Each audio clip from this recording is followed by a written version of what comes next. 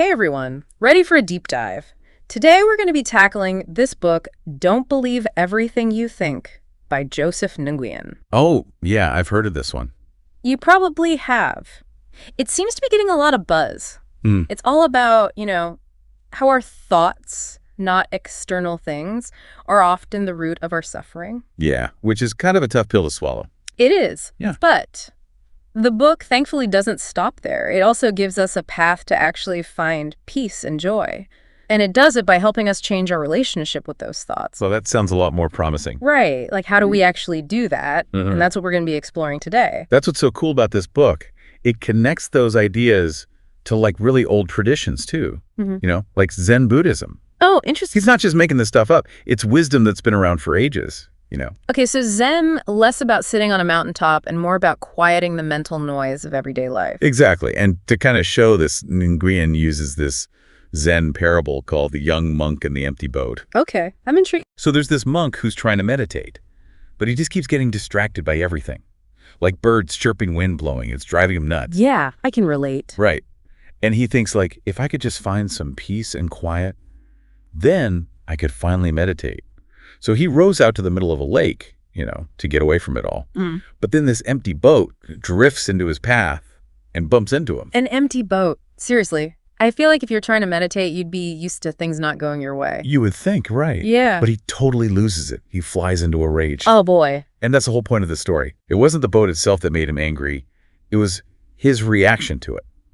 His thoughts about it. Ah, so it's not the things that happen to us, but our thinking about those things that causes suffering. Bingo. That's a pretty big idea, right? Yeah, that's huge. And it connects to this even bigger point that Nguyen makes. Our thoughts create a perception of reality, not reality itself.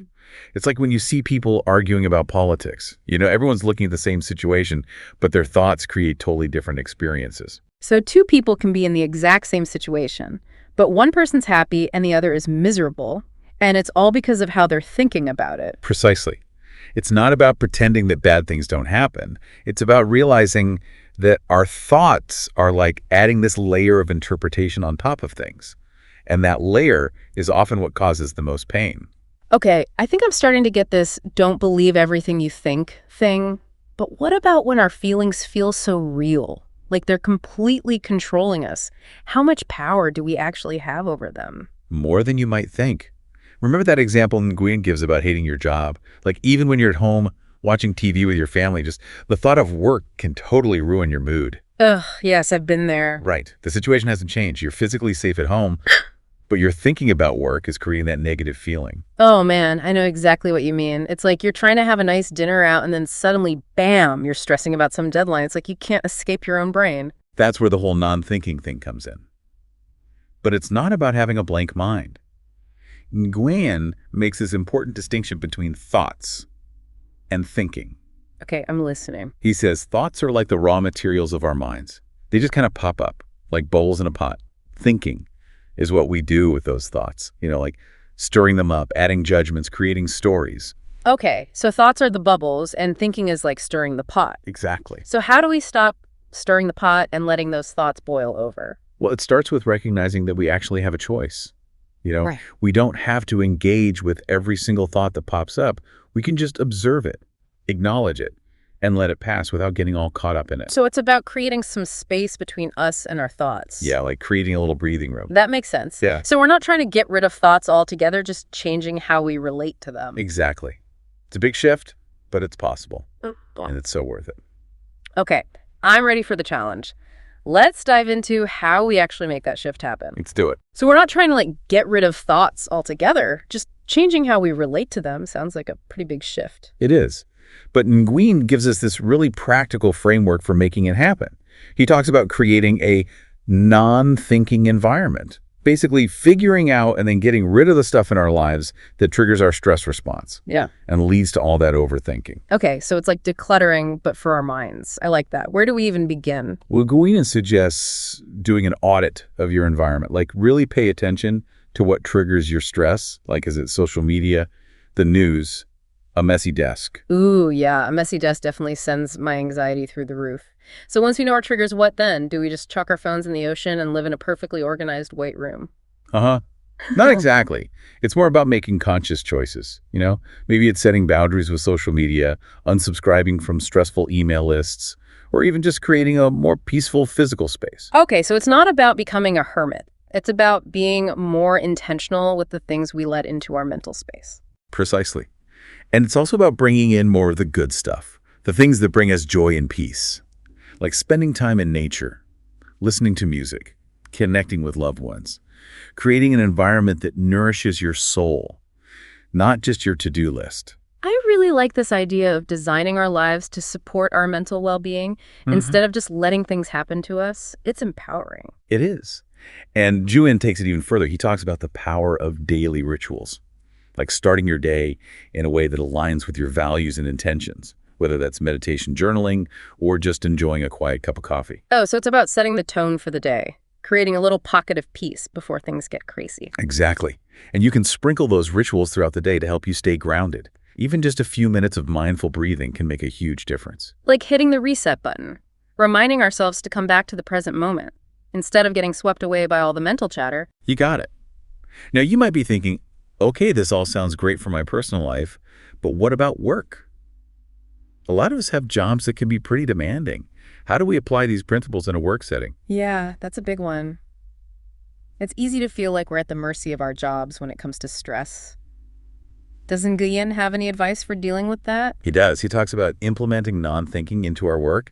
He says we got to start by figuring out which tasks drain our energy and which ones energize us. So it's about identifying our personal energy vampires, the things that just suck the life out of us versus the things that make us feel good. Exactly. And once you know that you can start making different choices about how you spend your time and energy at work, maybe it's delegating tasks, setting boundaries, or even exploring a whole new career path. That's a better fit for you. Ooh, exploring a new career path. That's a thought.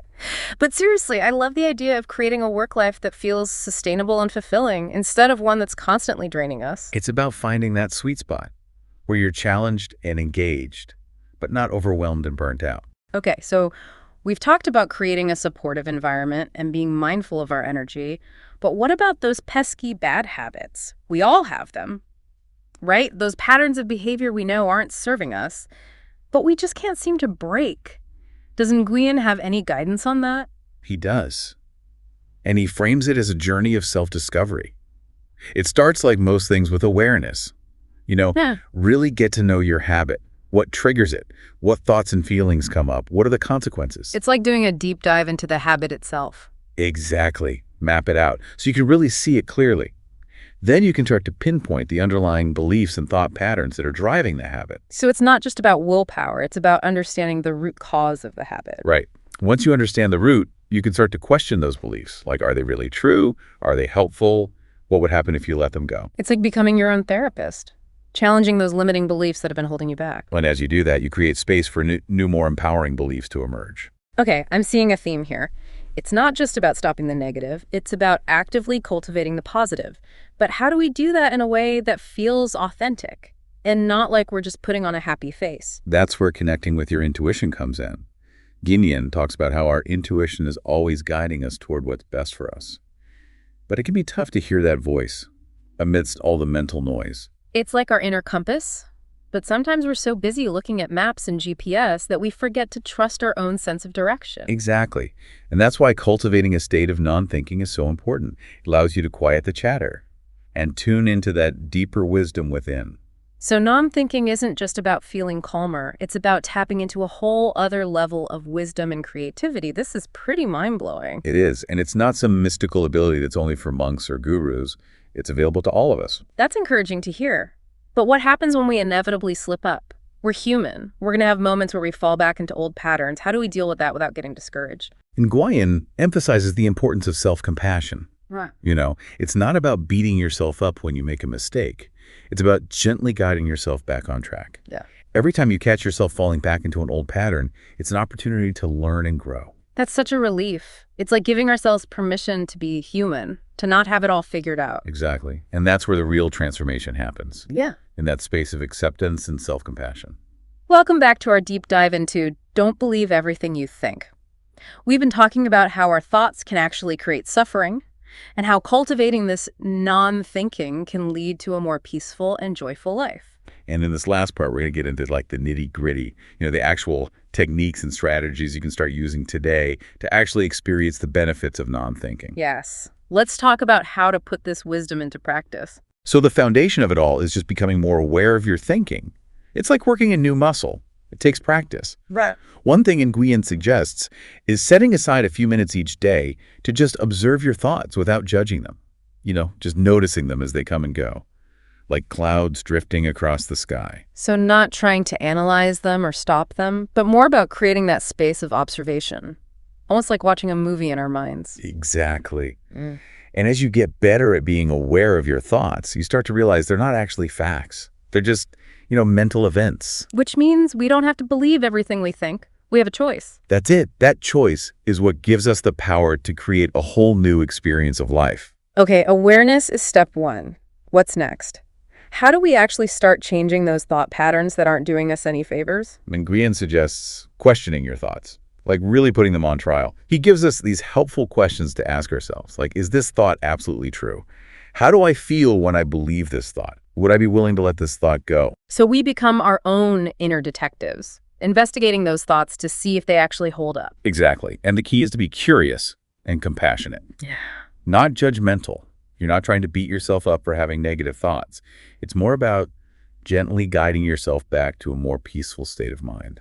That makes sense. So it's not about forcing ourselves to think positive thoughts all the time, but about creating space for more positive and helpful thoughts to come up naturally. Right. And that's where affirmations can actually be really helpful. I know they can sound a little cheesy, but when you use them the right way, they can be powerful tools for reprogramming your subconscious mind. Okay, I'm open to trying them again. What's the secret to using affirmations so they actually work? It's about choosing affirmations that really resonate with you and then repeating them with feeling and conviction. It's not just about mindlessly saying words, but about really embodying the energy and emotion behind them. So it's about aligning our thoughts, feelings, and actions with what we want to create. Exactly. And as you keep reinforcing those new beliefs, you'll start to see them showing up in your life. Wow, it's really all connected. But what about those times when we feel stuck? Like we're doing all the right things, but nothing seems to be changing. Sometimes we have to dig a little deeper and look at the emotional patterns that might be holding us back. Nguyen talks about emotional alchemy. Basically, the process of transforming negative emotions into positive ones. Emotional alchemy. Tell me more. It starts by becoming aware of the negative emotion you're feeling. Allow yourself to really feel it. Don't resist it. Then you make a conscious choice to shift your focus to a more positive emotional state. So we acknowledge our emotions, but then we choose to transform them. Exactly. Yeah. It's like taking those raw negative emotions and using them to create something beautiful and empowering. It's amazing. We have the power to be alchemists of our own emotions. Right. And as we get better at this, we create a more harmonious and balanced emotional landscape within ourselves, which is so essential for living a truly joyful and fulfilling life. It's incredible to think we have so much control over our own experience. But I know some people really struggle with connecting with their emotions, especially if they're more like head-centered or analytical. You're right. And that's why it's important to connect with our bodies, too. Practices like yoga meditation or even just spending time in nature can help us get out of our heads and into our bodies. So we're reestablishing that connection with our physical selves, which helps us tap into a deeper source of wisdom and intuition. Our bodies are always sending us signals and messages. We just need to learn to listen. This has been such a fascinating deep dive. I feel like we've uncovered a whole new set of tools for dealing with life's ups and downs. But before we go, what's the one key takeaway you want to leave our listeners with? Remember, you are not your thoughts. You are the awareness behind the thoughts. And that awareness is a source of unlimited peace, love, and joy. Beautiful. We're not the waves, we're the ocean. And within that vast ocean of awareness, there's an endless wellspring of wisdom and creativity that's always available to us. Thank you so much for joining us on this deep dive, everyone. We hope you've learned some valuable insights and found some helpful tools for creating a more peaceful and fulfilling life. Remember, you're just one thought away from a more joyful experience. Until next time, keep diving deep.